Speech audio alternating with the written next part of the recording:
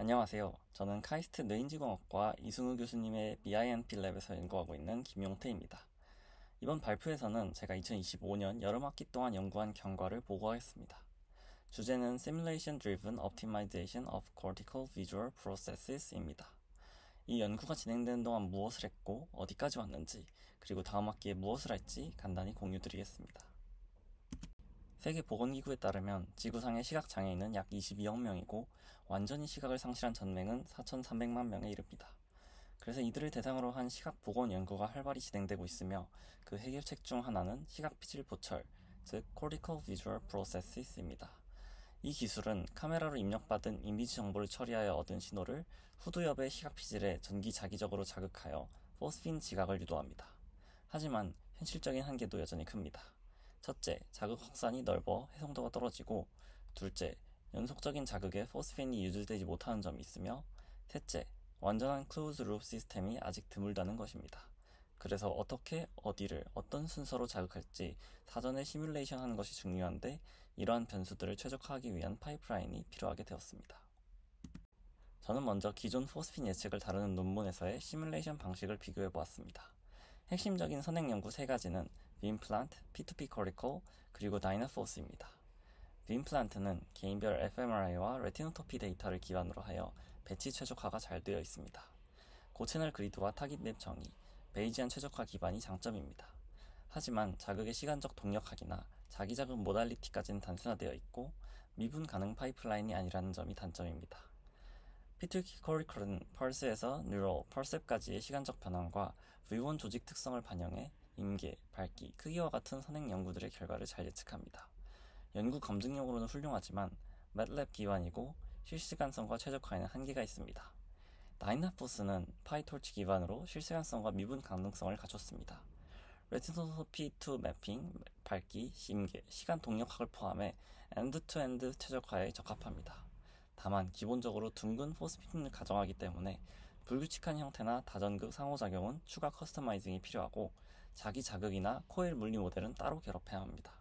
결론적으로 배치 최적화 목적에는 빔플란트가 가장 부합하기 때문에 이를 베이스로 삼고 펄셉 예측은 펄2피 코리컬이나 다이나포스를 보조 모델로 활용하는 전략을 택했습니다. 또한 저희의 연구는 아나토미 기반으로 레티노토피 매핑을 추출할 수 있기 때문에 레티노토피 태스크를 하지 못하는 시각장애인에게도 적용이 가능합니다. 이와 같은 연구 목표를 이루기 위하여 저는 연구 과정을 디자인하였습니다. 우선 빔플란트를 재현하는 데서 연구를 시작하기 위해 fMRI 데이터를 프리프로세싱하는 것으로 시작하였고 빔플란트를 재현하는 데 성공했습니다. 다음으로 메인 채널 셀렉션을 완료하였으며 마카크 fMRI 데이터 프로세싱과 magnetic stimulation 모델링은 진행하고 있습니다. 이후 closed loop interaction 구현과 optimization 알고리즘 개선을 진행할 예정입니다.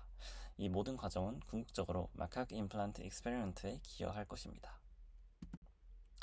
여름학기에 진행한 첫 단계는 휴먼 커넥텀 프로젝트의 70 fMRI 레티노토피 데이터를 다운로드한 것입니다. 이후 FreeSurfer과 뉴로파이시를 이용하여 데이터를 정합하였습니다.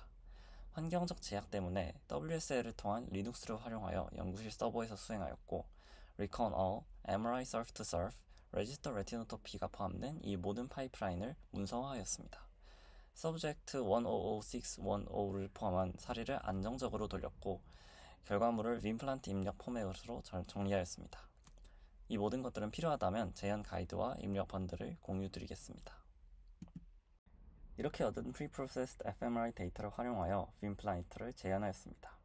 이 과정의 핵심은 먼저 타깃 맵을 정의하고 레티노토피 매핑을 통해 예측한 맵과 비교하여 로스 펑션을 반복적으로 계산하는 루프입니다. 타깃 맵과 predicted 맵을 점점 유사하게 줄여나가도록 파라미터스를 업데이트하는 베이지안 옵티마이제이션을 통해 그림과 같은 결과를 얻어내었습니다. 각 타깃 맵과 대응되는 파라미터스에 의한 left and right hemisphere의 predicted 맵을 나열해 두었습니다. 다음은 채널 subset selection입니다. 하나의 전극에 1000개와 같이 매우 많은 채널이 있다면 전체를 모두 사용하는 것이 비효율적일 것입니다. 그래서 그중 n개 정도만 골라도 타깃을 얼마나 잘 재현할 수 있는지 확인하는 문제였습니다. 저는 세 가지 접근을 비교하였습니다.